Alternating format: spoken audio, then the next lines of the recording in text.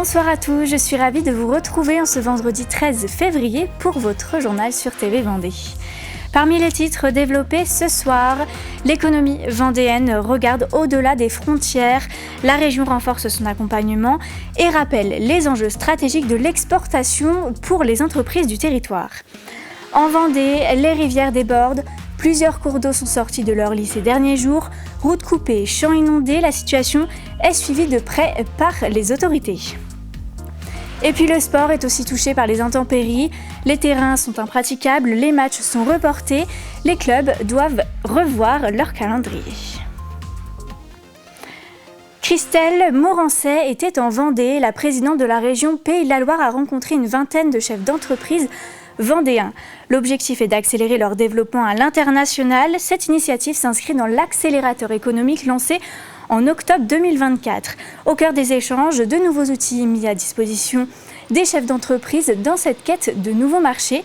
C'est le cas par exemple de Mon Assistant Export, un assistant IA conversationnel qui a pour but de faciliter les démarches des sociétés. Le but, c'est de montrer qu'une société comme Interplume fait 85% du chiffre d'affaires à l'exportation. Et donc, sur cette journée du thème « Oser l'export », c'est d'expliquer qu'on peut trouver des facteurs de croissance au-delà en fait, de notre marché national. Nos principales destinations export, c'est une grosse partie Asie du Sud-Est. Derrière, c'est UE, mais élargi. Je prends en compte tous les pays scandinaves dont un fait partie de l'Union, c'est la Norvège, et par exemple l'Angleterre. On exporte parce que le marché intérieur est trop limité, et également on exporte parce que c'est facteur de marge et qu'on va possiblement vendre plus cher ailleurs, avec un suivi et sur des produits qui sont fabriqués en France et qui sont du vrai made in France et pas du French washing. Un mot sur l'assurance maladie après une expérimentation en Vendée et en Loire-Atlantique. Le logiciel Arpège, destiné à gérer les indemnités journalières, va être entièrement revu. S'il automatise 80% des arrêts de travail, les difficultés persistent sur les dossiers complexes. Un audit indépendant a donc conduit à une refonte complète du système. Un nouvel outil baptisé SOLA, solution de liquidation des arrêts de travail, sera déployé d'ici fin 2026. Et puis un mot politique, le tribunal judiciaire des Sables d'Olonne a condamné hier Fabien Gabory, le président de la communauté de communes de Noirmoutier, était poursuivi pour la location d'une ancienne cabane ostréicole en zone inondable utilisée pour des fêtes et des mariages. Il écope de 2 ans d'inéligibilité et de 60 000 € d'amende, dont la moitié avec sursis. Il dispose désormais de 10 jours pour faire appel. Depuis plusieurs semaines, les pluies ne cessent de s'abattre sur la Vendée. Les équipes de Vendéo ont donc redoublé d'efforts face aux crues. Ils ont travaillé jour et nuit pour anticiper les débordements des barrages et limiter les risques en aval. Un travail en amont essentiel pour absorber l'eau des bassins versants. À savoir qu'entre le 11 et le 13 février, 29 interventions ont été menées par les sapeurs-pompiers dans 20 communes et 105 autres interventions prises en charge par les services partenaires. On a une cellule crise à l'intérieur de Vendéo qui travaille avec les cellules crise du département. Et cette cellule crise a, je dirais, comme expertise, comme histoire de travail sur la Vendée, en fonction des pluviométries, en fonction des capacités des sols à accepter cette pluviométrie, a tout un travail d'acculturation sur quelle va être l'intensité ou le volume d'une pluviométrie sur un bassin versant, quelle va être sa conséquence sur la retenue qui est en aval. Et donc, après cette analyse, on est en capacité de vidanger plus ou moins le barrage pour accepter la nouvelle pluviométrie et générer une crue qui est moindre ou atténuée sur les villes qui sont en aval. Donc, le barrage de Moulins-Papon, par exemple, c'est un bon exemple où on était sur des niveaux hivernaux de barrage bas. La pluviométrie est arrivée, et même par anticipation, si vous voulez, on n'a pas pu arriver à vider le barrage complètement. D'abord, on ne vide jamais le barrage complètement, mais cette crue est arrivée, a rempli le barrage et il arrive un moment où on est obligé malgré tout de rendre une partie de l'eau qui arrive dans ce barrage, sinon le barrage va rentrer en surverse. Et malgré tout, ces volumes qui sont renvoyés par le barrage provoquent une crue en aval sur la ville de La Roche-sur-Yon. Mais une crue qui est amoindrie par notre capacité à anticiper ces crues.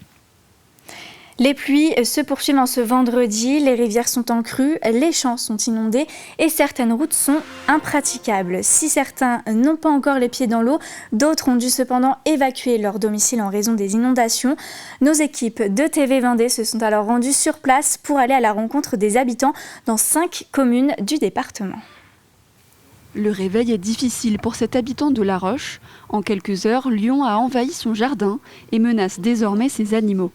Ah ben, y a un risque, oui, bien sûr, parce que c'est pas des canards, donc elles ne savent pas nager. Et puis bon, j'en ai perdu une il y a 2 jours, qui s'est retrouvée dans l'eau, je sais pas pourquoi, parce qu'elle avait de la place quand même pour se débattre. Oui, on a toujours peur, parce que j'ai connu en 94 que ça avait monté quand même 1 mètre de plus que ce qu'on a là. C'était venu jusqu'à ce niveau-là, là, hein, donc c'était quand même 1 mètre au-dessus, c'était important. Hein. Quelques kilomètres plus loin, à Péau et Mouchamp, le paysage a totalement changé. La rivière du Lay est sortie de son lit et l'eau bloque l'accès à plusieurs habitations. Pour les riverains, impossible de circuler sans bottes. Ça avait commencé la semaine dernière, ça avait commencé, mais enfin, il n'y avait pas ces 3-4 jours que le lait avait rebaissé. Mais là c'est l'effet du lâcher de barrage.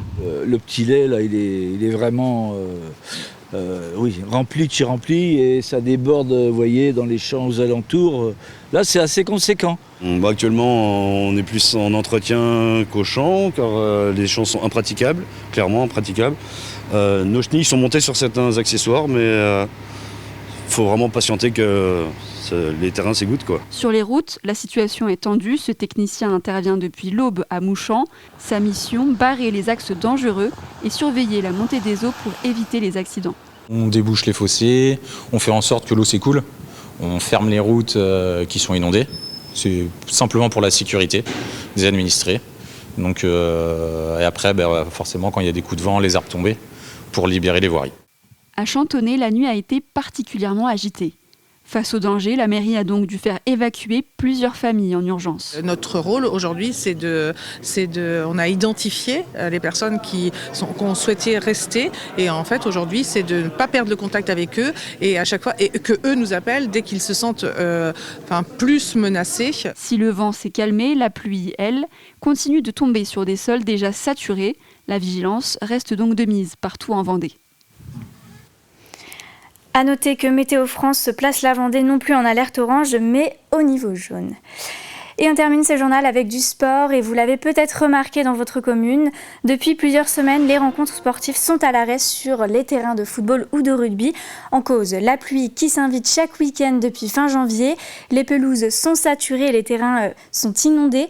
Résultat, les rencontres sont annulées ou déplacées sur synthétique. Un vrai casse-tête pour les clubs. Reportage Grégoire de Châtillon et Paul Deswatines. D'abord la neige début janvier et depuis plusieurs semaines, la pluie continue d'empêcher la tenue de nombreux matchs sur le territoire. Pour préserver l'état des terrains, plusieurs mairies ont pris des arrêtés municipaux pour en interdire l'accès. Une décision aux conséquences avant tout sportives, notamment à La Roche-sur-Yon où le club de foot du VFC et le FCY Rugby se partagent le stade Henri Desgranges. Les 2 équipes jouent en alternance et doivent adapter leur calendrier. On doit être 6 équipes, donc les équipes on va dire du Grand Ouest qui n'ont pas pu jouer dû à la neige.